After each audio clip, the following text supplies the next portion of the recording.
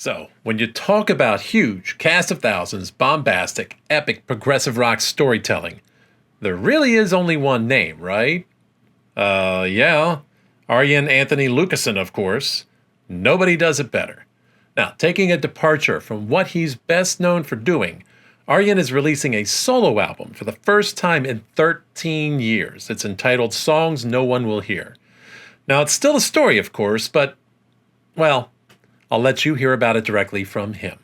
So, get comfy, because my conversation with the one and only Arjen Anthony Lucassen is coming right up.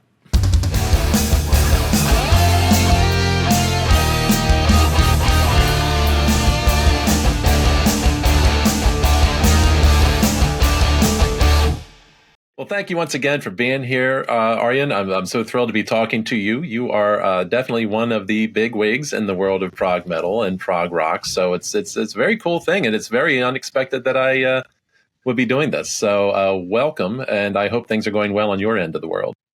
All good here. Yeah, yeah. And it's a rainy day. I love it because the heat was driving me crazy. So.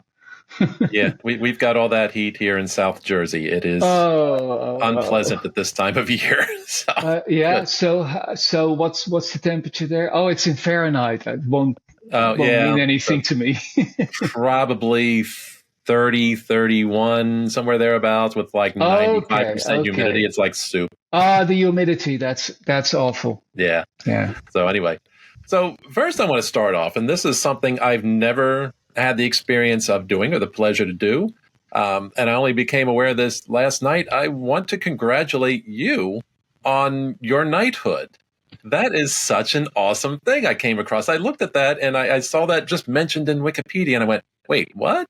And I looked it up. Like, that is awesome. The same. Congratulations. My reaction was the same. Wait, what? Really, the bell rang and I was expecting a package, and I saw this guy there with a huge chain, the mayor, obviously. Wow. And I was like, that's a weird postman. And who are all these people there? You know, there were 20 people there and all my friends. And I was like, what is happening? I didn't get it. I mean, it's the last thing I expected, you know. Yeah. I just mess around a bit in my studio and make a little music. That's it, you know. How can I be a knight? But I'm totally honored, of course. Yeah. Yeah. Have you had the opportunity yet to decide on a squire?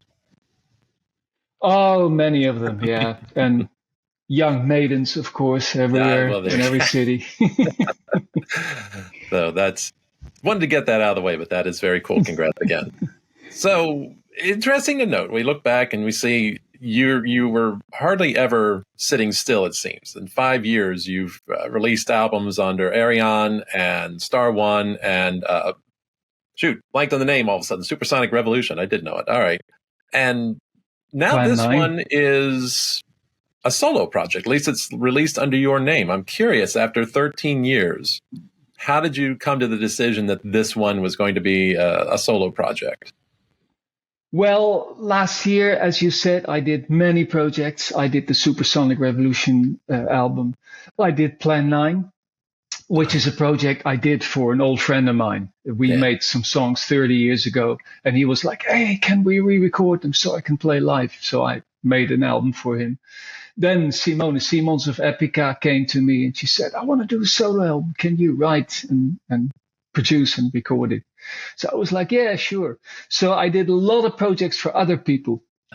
And after the Simone album, I was empty. I was totally empty. I always go into this big black hole without inspiration.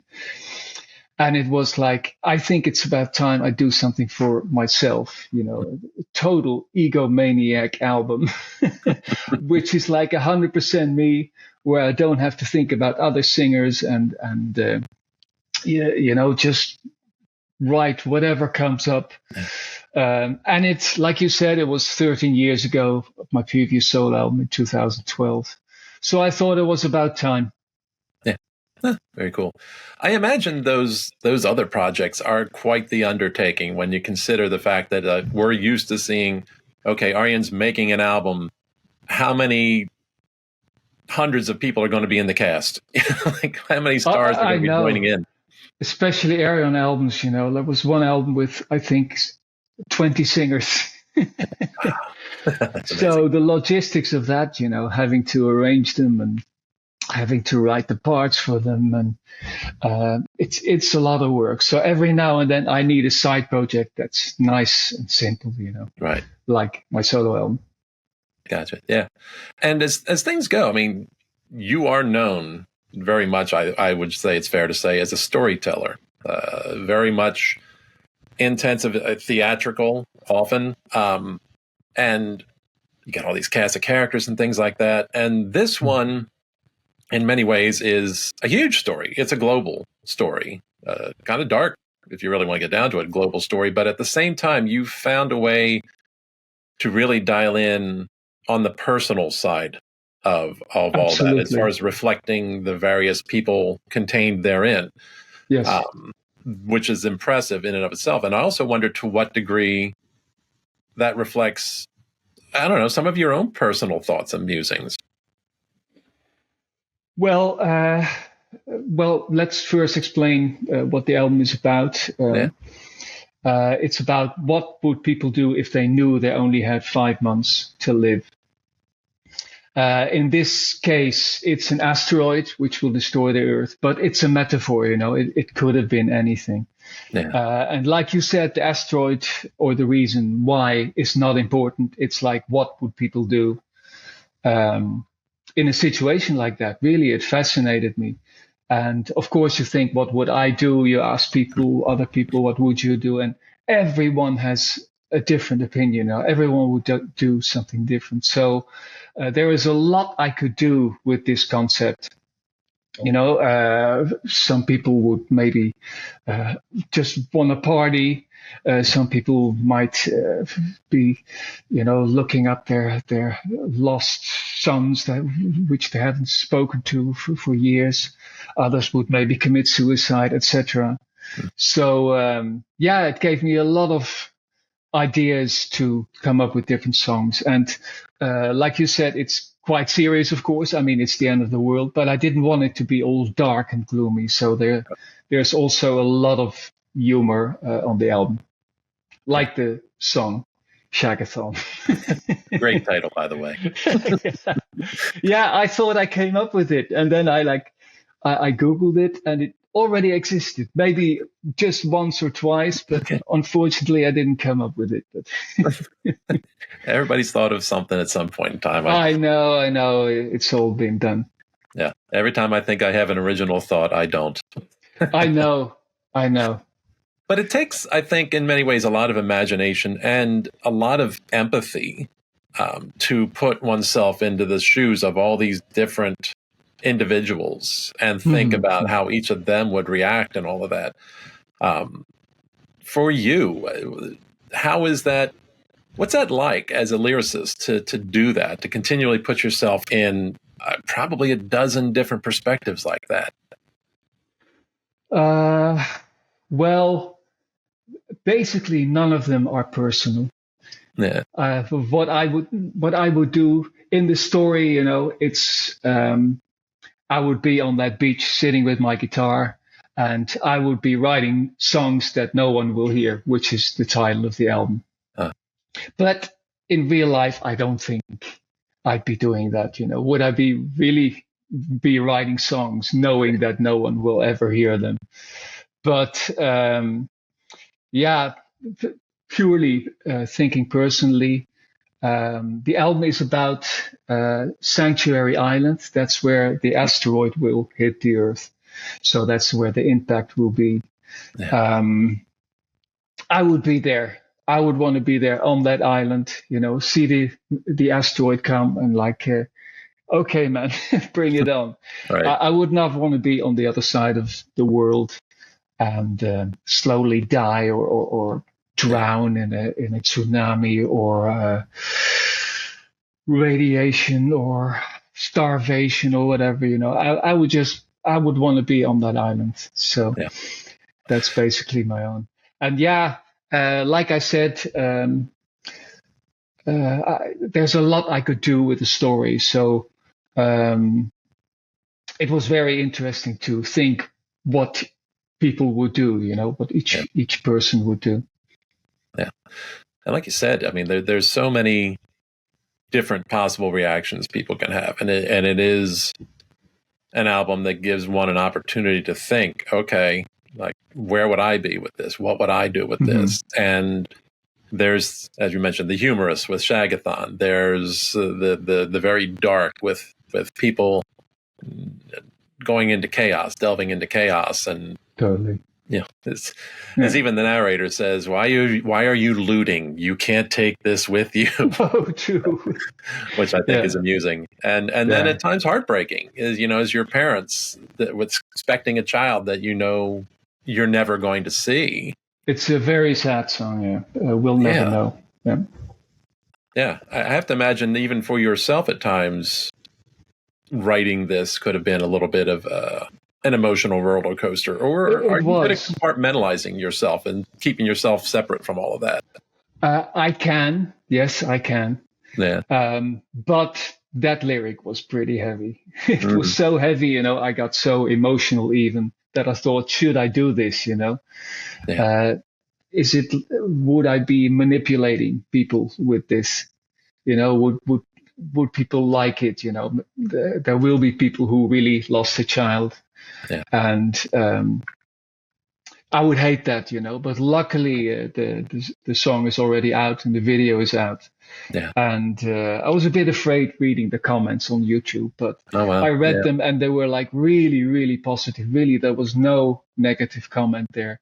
And there were people, who said like, we lost our child, but really, we could give it a place when we heard this song and we cried together. And yeah, I'm getting goosebumps now. Wow. Yeah. Thinking of that, because that's why I do it, Yeah. That's a universality of the human experience in so many ways, that you were able to, even without experiencing it yourself, somehow get yourself in the shoes of somebody that has that. And I think it's a very touching song. And honestly, I don't find it manipulative. Really, I think it reflects truth. I mean, that's the story you describe. That is an experience people would be having. Totally. Yeah. Totally. Yeah. You can only speak truth, and yeah, it's just a bit weird. I don't know. Yeah, they're after each other. You first have Shagathon, then you have We'll Never Know, which is pretty heavy. I was feeling kind of bold when I made that order of songs, but of course, a song like Shagathon, I mean, you can't get around that. It's a topic you have to write about.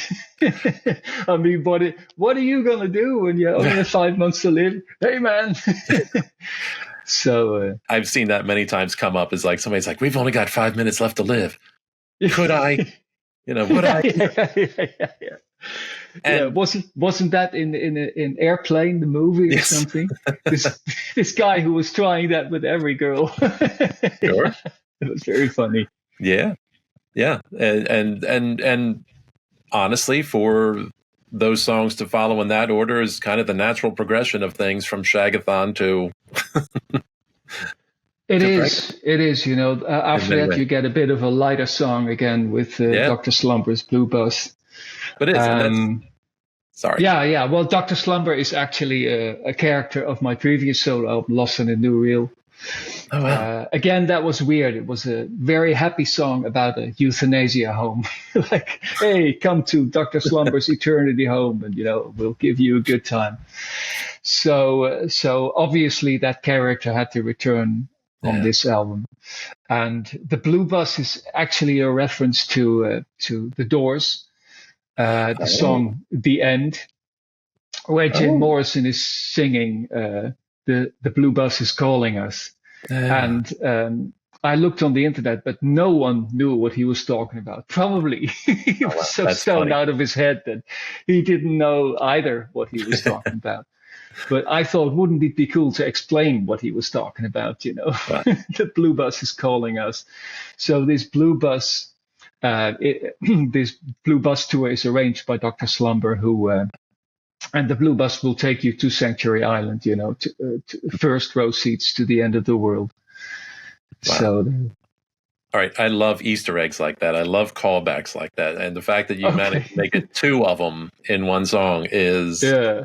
all right. Well, That it's full of Easter eggs, and yeah, Arion fans know all these little things, and that's cool to know. yeah, To hide these Easter eggs everywhere. yeah. I always enjoy the callbacks and the Easter eggs. That's very cool, and Hmm. I like the fact that you work that in because you, like you said, you're dealing with a very heavy topic, Yes. and it's important. I think you're right. It could all be dark the entire time and really bring the listener down, but in some ways, you lighten the mood, and that takes a deft touch, I think, writing wise, to be able to balance things like that. Well, the thing was, I always start with the music, so Yeah, I always start instrumentally. I got all these little ideas, 50 little ideas. I put them in the computer. And then I start thinking about the concept and the lyrics and the artist I will invite. Um, and it was so eclectic, it was so, you had these very small songs, you had these big epic songs, you had the happy songs, you had the sad songs. So, yeah, that's how I came up with the concept. I needed a concept, that could portray all these different emotions. oh, well, okay. So that's interesting. You had the ideas musically first, and then at some point they Yes. inspired the story afterwards. Yeah, that's always the way I work. That's easier. Then I don't limit myself. If Yeah, I have a story, then the music has to fit that story. It's the same with singers. I will pick the singers at the very end. First write everything, and then see which singers would fit. Because I still think, even though you say I'm a storyteller, I still think that the music is more important than the lyrics. I think the lyrics, they add an extra dimension to yeah, the music, but it's still the music first. So, yeah. That's right. in order not to limit myself, I just Right. let all the ideas come in and then decide later. Okay. Yeah, I wasn't sure. And I'm always curious about the creative process with folks, and I know Hmm. for some they have an idea and they write the music to fit. Others they kind of jam out the music until they get some things and ideas that they really work, and they pull those together. Depending on the band, some are musicians on one hand, and then the lyricist Right. pops in and starts throwing lyrics on top of things, which it's almost like you're doing that all within yourself. Is you put together these musical ideas and then walk in later and go, okay, what story fits this music? That's True. And even the singers, yeah, um, singers I choose, they influence the story. Like, my third album, Into the Electric Castle, has this character, the Highlander, which is played by Fish. And it's not like I had a Highlander in my story and, oh my God, now I have to find a Scottish person. It was like I got Fish. Okay, I'll write a Highlander in the story. I even asked him, what character would you like to play? Got this cast of characters from every era of mankind, and he came up with the Highlander. So yeah, I even adapt the songs to the singers I choose. that's impressive. That is a deep well of creativity. And it makes me wonder as well, because I know some people I've talked to, they're almost always producing music. Jason Bieler comes to mind, where he's just always dropping tracks along the way. And he's like, I get up in the morning and I write a song. It's almost every day. I'm like, is that you, where you Yeah, just have that flood of ideas where you're almost every day putting something down? I wish. I wish. No. I told you about my black hole before. Okay, And right. Yeah. it's true. No, it's the black hole. I mean, I could come up with a song every morning. Of course, it just Right. wouldn't be good. No, really. I do come up with riffs all the time, and I put them on my phone. I listen to it the next day, and I'm like, nah. Mm, You become more and more critical as you get older. yeah. And it gets harder as you get older because you already did everything, like, oh, this chord sequence I already Yeah. did. I'm even at a point where I don't even know if I did it before. It sounds familiar. I have to ask the fans. I have this, I have this circle of trust, which is about 20 people, I guess. Uh, Gotcha. And Nice. I check everything with them, new songs, new ideas, everything. And they're like, hey, you already did that on the album you made in 2004. And I'm like, oh, God, you're right, you know. So, yeah, it gets harder. Yeah. I I would say it sounds hard, and at the same time, I'm envious if I had the ability to continually come up with stuff like that on my own, and to the degree that I start to recycle myself. Right, yeah. But then again, you know, if the ideas are not there, it's terrible. I'm sure. It's awful because it's what I do, you know. Yeah. It's what I'm best at. As you may know, I'm not a touring person anymore. I toured when I was like 20. I toured for 15 years. I toured all around the world, played. So I had that, but I experienced that, but it was not my kind of life. You know, I just want to be in my studio. I just want to create. And if you can't do that, that's awful. You know, I try working in the garden, but you know, you do the weeds and they're back the next day, and it's like, oh my God, not for me. So. Okay, that I can relate to more directly. Okay, yeah. That I have lived experience. I know everyone. Yeah, it's awful. So, but it's still so fascinating to me the way you do it, especially when you look at the section of our final song, "Anger and Acceptance." Like, I love the way you take basically these two contradictory viewpoints, right, and musically and compositionally highlight how they're different. You know, the anger is bombastic and heavy, and you know, the acceptance is quiet and peaceful, and it's got that theatricality to it. And I almost begin to wonder, like, at some point in time, has somebody ever approached you about bringing some of your stuff, adapting some of it to the stage? You mean like normal stage, like a band? Yeah, like okay. Broadway or West End. Oh, like that. Something like that. Yeah. I wish. I wish, you know, I wish someone would make a movie to one of my albums. I mean, that's really my bucket list. That's really what I dream of. You know, the only thing I haven't. This sounds arrogant now. The only thing I haven't reached in my life, but it kind of is. And I tried making a movie myself.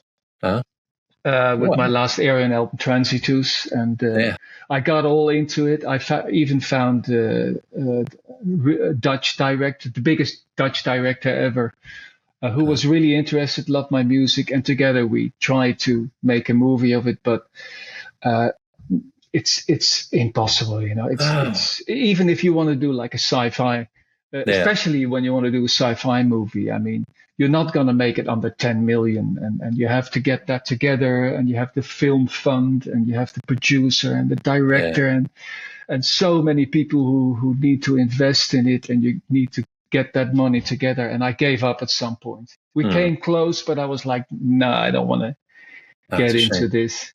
So yeah, someone making a movie to my music would be great, of course. Would be great. That would be awesome. And again, I think especially musical theater, boy, you. Yeah, totally, that would be totally. Right, but we did bring it to the theater ourselves. In 2015, we did my album, The Human Equation, and it's called The Theater Equation. So we did 5 nights in a theater.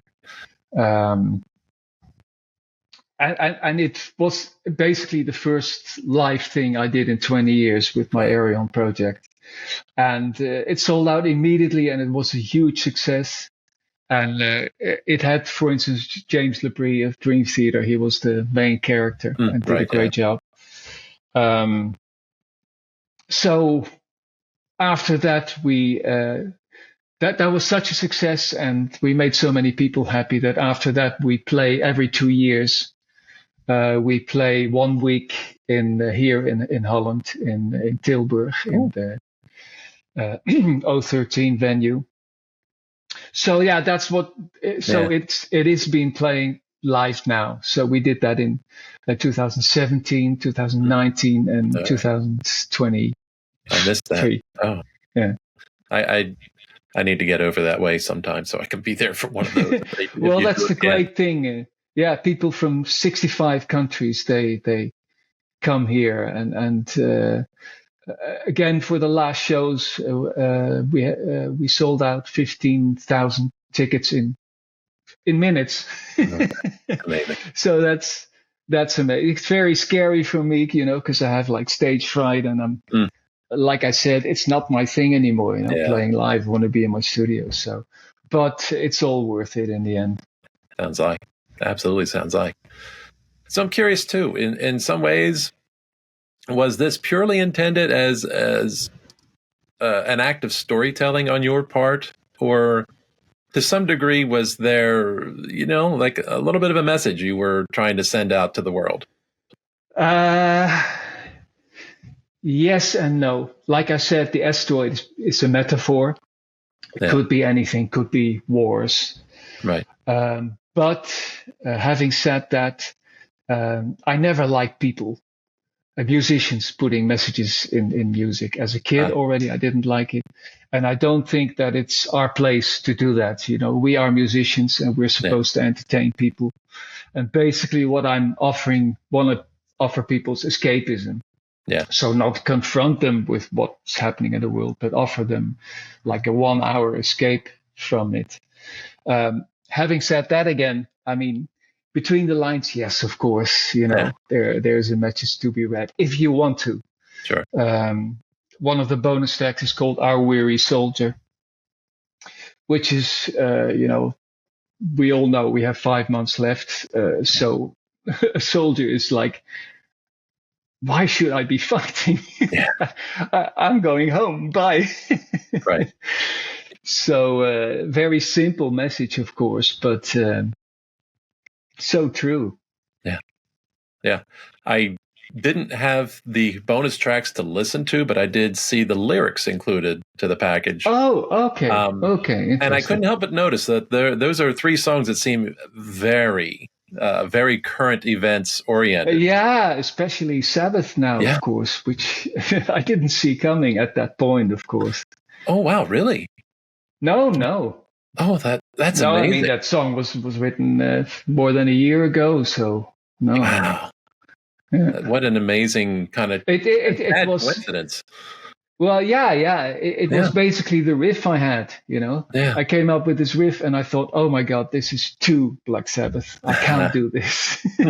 And then I was like, well, what if I write this song about, hey, it's the end of the world, man. Don't moan.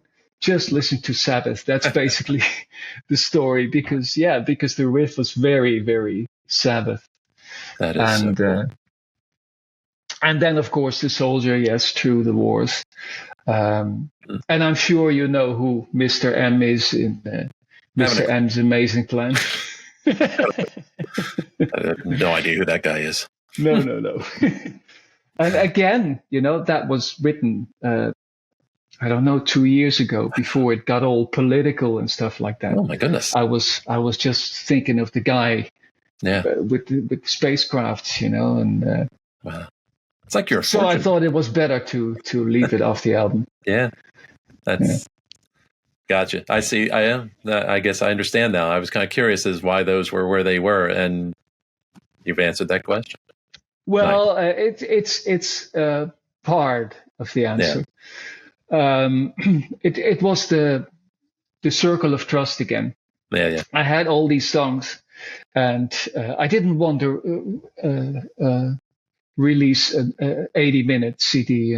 People's attention span nowadays. I wanted to keep it under 15 minutes, right? Which meant I had to cut 3 songs. And I'm the daddy. All these songs are my kid. I don't know. I can't be objective either. So I played it to the circle, and they all gave their ratings, and it was really in an Excel form. It was the hard truth. Those 3 songs were at the bottom. Like they put ratings on and it calculated the numbers. Well, you sound like me when you do things like that. Yeah, totally. A lot of it. Well, it's the only way to do it, And sense. Of course, if I would not have agreed with it at all, if they would not have liked, I don't know, Goddamn Conspiracy, which is one of my favorite songs, I would have put it on anyway. So I can overrule them. I'm the boss. but it helps, to hear opinions of people, and especially people who are not musicians. Basically, it's more interesting for me than musicians. Because they Okay. listen to music differently, Sure. They're like, oh, that's a G sus chord. I don't like that, But a non-musician would just, hey, I love that, or I don't like that, and it helps me more. That's true. I guess musicians probably do get caught up a little bit more in the technicality of it than they do just the overall sound Totally, sometimes. Yeah. totally, and I'm guilty. I mean, and I hate it. I can't listen to music as a fan anymore. Oh, wow. I mean, I grew up in the 70s. I was a fan then, and that's still, those were my formative years, and that's still the music, that's holy to me. Yeah. But I can't do that anymore. Nowadays, bands, I can listen to it and I can hear it's good, and they write good songs, and the musicians are good, but I can't enjoy it anymore as I did back in the 70s, because I know too much about it. So. But I'll tell you what, you do know the talent out there, because it looks to me like you can probably get anybody you want to appear on an album. And when I see the list of names of performers and all that, and you clearly have at least some ear to the modern day. It is. I'm known as a modest guy. I always say I'm not good at that. I'm not good at that. I'm not good at that, and it's true. But I am good at recognizing talent. With singers, it's like within one line. They have to sing one line, and I know, like, oh my God, this person is good. So. That's one of my talents, recognizing talent. Yeah, I like that. And by the way, I lost track of it, and you're talking about it earlier, Transitus, and I'm like, nothing was more thrilling than to hear the fact that for this old Doctor Who fan, when Tom Baker was going to be on there. That's worth 50 coolness points for you right there. Can you imagine how I felt, man, meeting him? I mean, really, in the 70s, that was my doctor. He was the doctor for 8 years, and to meet him and to he's actually a really nice guy, and intelligent, and he came up with a lot of his own stuff. And how should I say this, and how should I say that? And meetings again, here are the goosebumps. Yeah, right. I mean, and he did such a great job. So that was totally a dream come true. Yeah. There's, I don't know that there's many other voices that can match that resonance and gravitas that he brings. No.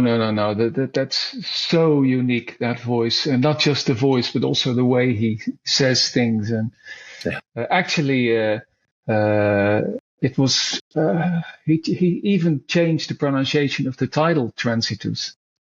I was Transitus. No, he said, no, it's Transitus. So he even came up with that. Wow. We're talking about Tom Baker anyway, people, for those who are not in the know. Yeah, where Tom Baker wants to go, get out of his way. Yeah, and he's still with us. Yeah, thank goodness. I'm happy for that. He is. Yeah, cool. So meanwhile, I will say, as in closing here, I'm curious. You end the album with a mysterious spoken word line. Mm-hmm. And I'm curious what it means, I guess. Like, there's a part of me that says, wow, like, that can mean so many different things. Does that mean there's a sequel album? Does that mean there's some other thing? Or is that just merely the idea that, hey, as always, life is limited, but at the same time it goes on? Like you said, you like references in music. Yeah. This is one of them. It's not the narrator, because the narrator is Mike Mills from Australia. Yeah. The voice at the end is Peter Daltrey, who was the narrator on my album Electric Castle. Okay. So he was one of the Forever race. I love that, at the end, just completely change the story at the end. Right. I love that. I did that on my album, The Human Equation. where I finally had a serious story. People always say your sci-fi is cheesy, man, don't do it. So I finally made this really emotional story about a guy who's in a coma and who's battling with his emotions. And at the end, I destroyed it again to give it like a sci-fi ending. And I did the same here, and I'm not going to explain it. Sorry. Okay. No. But yeah, it's. I think diehard fans will come up with very interesting theories, maybe even more interesting theories than I had in mind. So I'm not going to spoil that. Gotcha. No, hey, the mystery oftentimes is a great thing because it leaves it open to the listener to interpret or imagine, and you spark other people to imagine things. And I think in many ways that is really the trait of a great storyteller, is that you don't just imagine things, but you inspire other people to imagine things. Thanks, Dave. Well, having said that, I would not keep it too cryptic, if I do like a concept album like that. Yeah. I like people to be able to follow it, and Sure. a lot of people are non-native speakers, so English is hard for them as well. And I think that's also one of the reasons why I have a narrator, who explains what's in his own funny way. What's going on in the story. I like sucking people into the story. So I like that as a kid, when it all started with War of the Worlds, with Richard Burton, Journey to the Center of the Earth, David Hemmings, etc. I love to be drawn into a story. So. And honestly, I think, and it's a thought that only as we're talking about occurs to me, is the use of a narrator in this case who is maybe not just this voice from above, excluded from the story, but is someone who is also living it himself. And I think the one character we follow throughout the entirety of the album and his experience. So I think that's a nice way to kind of not just tie it all together and keep it explained, but also you get to connect with this one individual from beginning to end of the story, which is a really cool element. Well, he's kind of like a YouTuber. That's the way I see it. Yeah. And he has his own channel, so I said, you are yourself, his name is Mike Mills.